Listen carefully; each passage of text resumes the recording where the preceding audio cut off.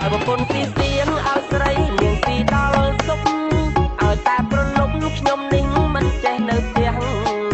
បាយលេបមិនចូលលេបចេះតែអួលប្របាយឆ្នាំងចាស់បើបាយក្រៅផ្ទះសូមប្រាប់ត្រង់ចុះស៊ីមិនឲ្យចាញ់ជ្រូកបើនិយាយរឿងស្វឹងខ្ញុំតែងវងទៅមិនដឹងអីខ្លួនដេកនៅដីសម័យដូចដេកលើពូកមនុស្សពីរបីនាក់មកដាស់មិនញាក់ថាវាបានគុណជ្រូកមកឈ្មោះអ៊ូពូកឲ្យខ្ញុំភ័យរត់ភ្លុកទឹកភ្លុកដីមិនរត់ខ្លាចជ្រូកប៉ុន្តែខ្ញុំខ្លាចរឿងម្យ៉ាងស្រវាំងតែចងាងខ្លាចណាស់ឡានអាឡោកាន់ដីខ្ញុំខឹងខ្លាំងពេកស្ទុះវងទៅចាស់មុខជ្រូកបីដៃថ្ងៃនេះហេងអីចាស់ជ្រូកដាក់ដៃចូលប៉ងបលិសម៉ែក្មេងឲ្យក្មេងមកតាមសួរខ្ញុំដល់ប៉ងម៉ែសួរត្រង់ចោះកូនប្រុសកូនខុសរឿងអីខ្ញុំចូលបានចិត្តខំប្រឹងចំតិតស្រែកយកមកនាលដីកូនមិនទៅខុសអីផ្ទះជ្រូកបីដៃព្រោះជ្រូកវាឆ្លើយឥឡូវទុកធំប្រពន្ធមិនឲ្យចូលផ្ទះលើកដៃសំពះម៉ែក្មេងក៏ធ្វើប្រងើយបងស្អែកប្អូនស្អែកធ្លាប់ផឹករាល់ថ្ងៃក៏គេកន្តើយអួយចាប់បដ ாய் បងឈប់ខូចហើយណាម៉ែប្រពន្ធហើយ anh đang em nào ý đợt mũi anh đang bị phạt chưa có nhiều em bạn ở đây chùa này bạn này chùa này đã nghe tao đâu bị tẹt luôn chưa đã tôi hoàn đó anh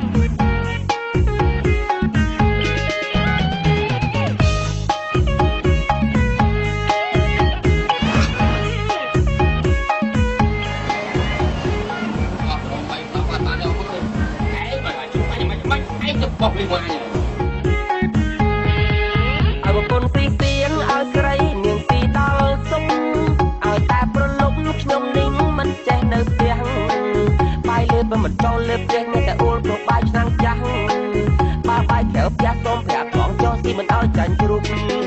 បើនិយាយរឿងស្វឹងខ្ញុំតែងវងទៅមិនដឹងអី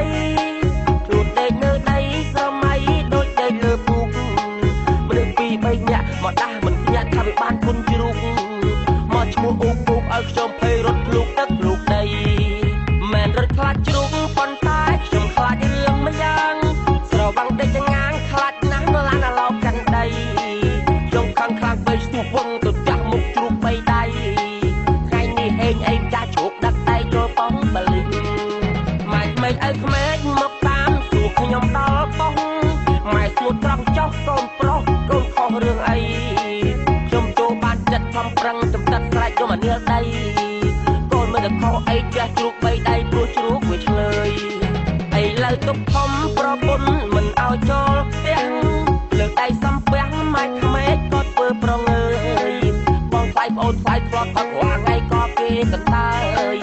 អួយចាប់បដ ாய் បងឈប់ខូចហើយណាម៉ែប្រពន្ធ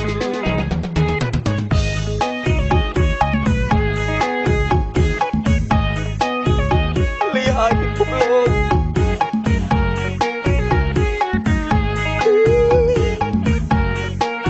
លីហើយឯងចាំជួបគ្នាជាតិក្រោយចុះ